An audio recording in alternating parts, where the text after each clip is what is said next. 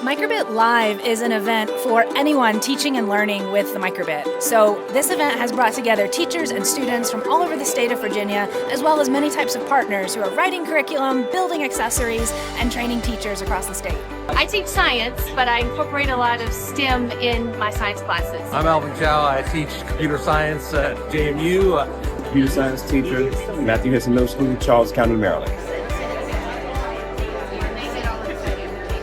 Microbit Live is really for everyone. This is the absolute beginner and the experienced teacher alike. I've seen teachers today breadboarding and building very sophisticated projects. Wow. I've also seen teachers who've never coded before taking their very first steps. So this event is really just a fun event to come out, build your community, and learn some new skills.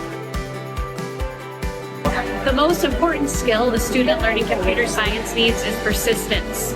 You will fail, you will think it through, and you will succeed, but you have to keep trying.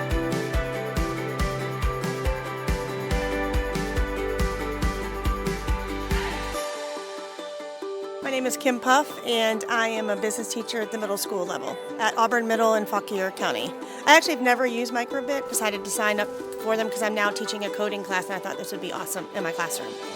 We're looking to create a full computer science ecosystem in this region, educating Virginia and beyond to make sure that students are not just learning in the classroom, but they're taking it and applying it to different industries.